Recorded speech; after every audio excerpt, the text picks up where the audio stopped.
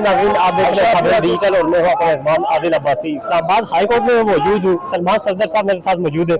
Sir, आज खान साहब की तोशाखाना केस में जो है जमानत मंजूर हुई है, इस हवाले से बताइएगा पहले। देखिए, ये तोशाखाना केस की जमानत आखिरी केस इमरान खान साहब का बकाया रह गया था, जिसे आज सुबह से आर्ग्यू करना शुरू किया। तकरीबन 5-6 घंटे इसमें दलाइल जारी रहे और एंड में फर्दर इंक्वायरी का केस ये बना।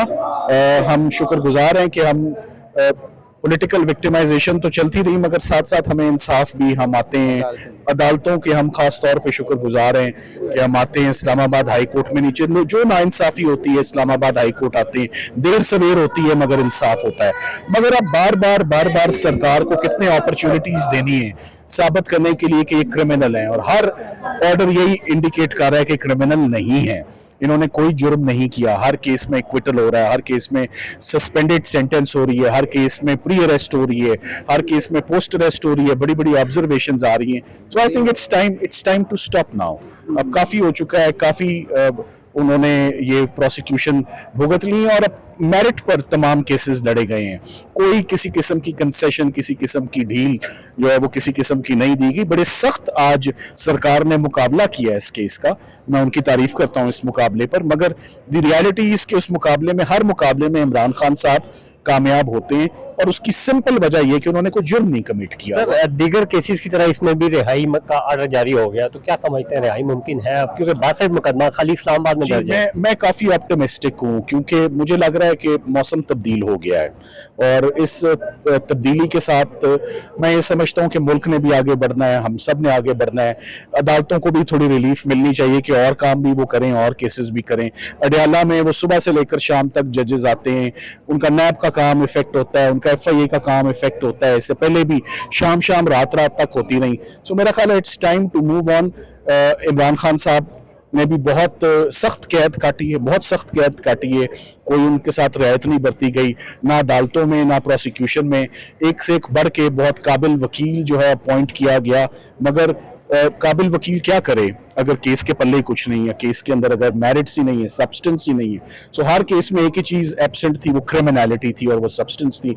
उसका फ़ायदा डिफेंस जो है वो हर स्टेज पर वो लेती रही, और तमाम केसेस जैसे कि आपको मालूम है उसमें पॉजिटिव रिजल्ट्स आते रहे। Thank you very much. Advocate Faisal Chaudhry साहब मेरे साथ मौजूद है। सर, खान साहब का तोशाखाना केस में भी रिहा करने का हुक्म दे दिया गया है, क्या कहेंगे इस पर?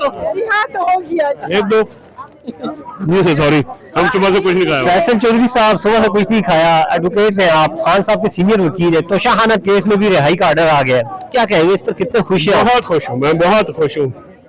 अंग्रेजी में कहते हैं ओवर द मून, चांद से ऊपर सुना गया। और पूरे पाकिस्तान को मुबारक हो, पाकिस्तानी कौम को मुबारक हो, PTI के लोगों को मुबारक हो।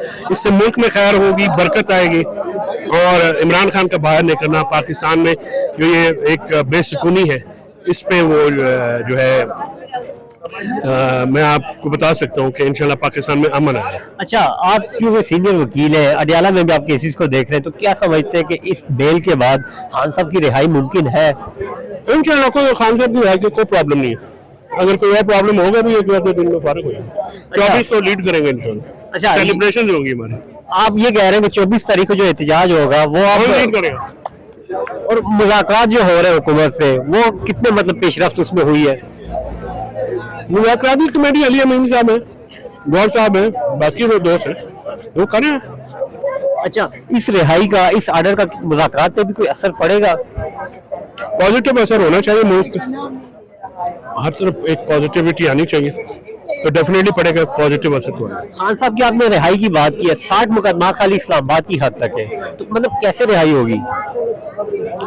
जब सारे मुकदमा जाली हो, सारे झूठे हो, तो उसमें क्या है? अगर आप 250 भी केस है, कौन सा है? एक मुकदमा भी सही है? सब गलत मुकदमे हैं, सब झूठे मुकदमे हैं, कोई बुनियाद ही नहीं है। तो इंशाल्लाह खान साहब रहा होंगे। आप कानूनी टीम का हिस्सा है, क्या समझते हैं कौन सा ऐसा मुकदमा है जिसमें मतलब कोई गिरफ्तारी के वापस चांस है? किसी मुकदमे में नहीं है, मासवाए हुकूमत की तरफ से बदनीति के, और कोई काम नहीं। 9 मई पे जो मुकदमा है, कहा यह जा रहा है कि उन पे शायद जेल ट्रायल हो, फौजी अदालतों में ले जाया जाएगा। नहीं, ऐसा कुछ नहीं होगा। 9 मई का कोई केस नहीं है, खान साहब के ऊपर सारे केस लगे हुए हैं, और आज भी उन्होंने मीडिया से बात करते हुए इसके ऊपर भरपूर बात की। तो वो तो जेल में थे, 9 मई का उनसे क्या ताल्लुक है? हमें इस हुकूमत के पास और कोई काम नहीं, अपनी कारकर्दगी है नहीं, तो 9 मई के पीछे चुपते हैं। आप ये समझते हैं कि अभी कोई और मुकदमा नहीं रह गया, मतलब रिहा अडयाला में मेरे इल्म के मुताबिक किसी और मुकदमे में ज़ेर हिरासत नहीं है। अडयाला में बानी पीटीआई किसी भी और मुकदमे में जेर हिरासत नहीं है, ये कहना था एडवोकेट फैसल चौधरी साहब का।